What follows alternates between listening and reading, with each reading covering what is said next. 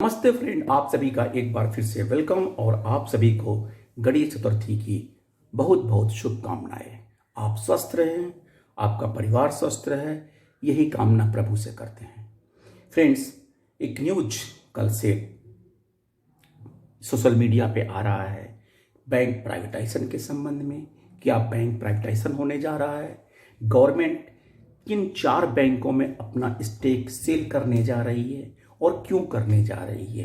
क्या ये प्राइवेटाइजेशन की शुरुआत है? क्योंकि गवर्नमेंट का जो पॉलिसी है डिसइन्वेस्टमेंट की, उसके लिए गवर्नमेंट रेडी थी। आपको याद होगा कि 2-3 वर्ष पूर्व बजट में वित्त मंत्री ने कहा था कि हम 2 नेशनलाइज बैंक का प्राइवेटाइजेशन करेंगे और एक इंश्योरेंस कंपनी का, लेकिन वो बातें बीच में छूट गई थी और इन्वेस्टमेंट के लिए केवल आईडीबीआई बैंक का नाम आगे आया और जो एडवांस स्टेज में है प्राइवेटाइजेशन के या डिसइन्वेस्टमेंट के कह सकते हैं। और अब पहले ये बात आ रही थी कि 5 बैंकों का नाम लिस्ट में आ रहा था कि इन 5 बैंकों में गवर्नमेंट अपना स्टेक रिड्यूस करने के लिए करने जा रही है। उन 5 बैंकों का नाम था bank of Maharashtra, Indian overseas bank, UCO bank, central bank of India और पंजाब एंड सिंध बैंक। लेकिन अभी ये मैसेज शेयर हो रहा है कि गवर्नमेंट ऑफ इंडिया ने गोल्डमैन सैक्स ग्रुप, जो अमेरिकन मल्टीनेशनल इन्वेस्टमेंट बैंक है, उसको एडवाइजर के रूप में सेलेक्ट किया है कि जो 4 हमारे बैंक हैं उसमें गवर्नमेंट अपना स्टेक रिड्यूस करने जा रही है। वो 4 बैंक कौन हैं? पिछले बैंक में बैंक ऑफ महाराष्ट्र को हटा के छोड़ के Indian overseas bank, UCO bank, central bank of India और पंजाब एंड सिंध बैंक, इन 4 बैंक में गवर्नमेंट अपना स्टेक रिड्यूस करने के लिए गोल्डमैन सैक्स, जो American investment and financial services company है, उनको अपॉइंट किया है। यानी कि गवर्नमेंट इन बैंकों में उनका शेयर लगभग 90% के करीब है, उसको रिड्यूस करके 5% कम करने के प्लान में है। गवर्नमेंट का प्लान है कि अपना स्टेक 5% कम करके, और ये स्ट्रेंच में करेगी, एक साथ नहीं करेगी, शुरुआत 26 से करके अगले 2-3 वर्षों के बीच में करेगी।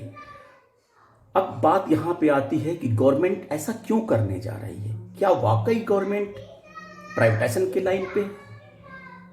अब एक सेबी का रूल है कि the securities and exchange board of India, SEBI, requires all listed companies to have at least 25% share holding.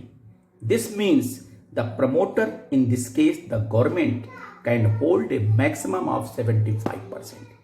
यानी सेबी के इस नियम के अनुसार जो भी लिस्टेड कंपनी है उसमें 25% शेयर होल्डिंग पब्लिक की होनी चाहिए।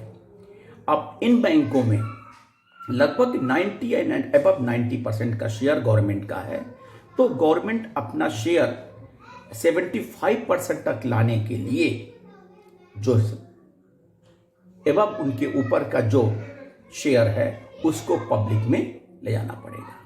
अब यहाँ पर बैंक ऑफ महाराष्ट्र का नाम इसलिए नहीं है कि बैंक ऑफ महाराष्ट्र पहले ही QIP के जरिए 2000 करोड़ का शेयर फंड कलेक्ट करने के लिए जा चुकी है। सो इन पास में केवल 4 बैंक जो बचते हैं, जो OFS के जरिए, ऑफर फॉर सेल मेथड से पैसा, अपना शेयर पब्लिक को ऑफर करेंगे।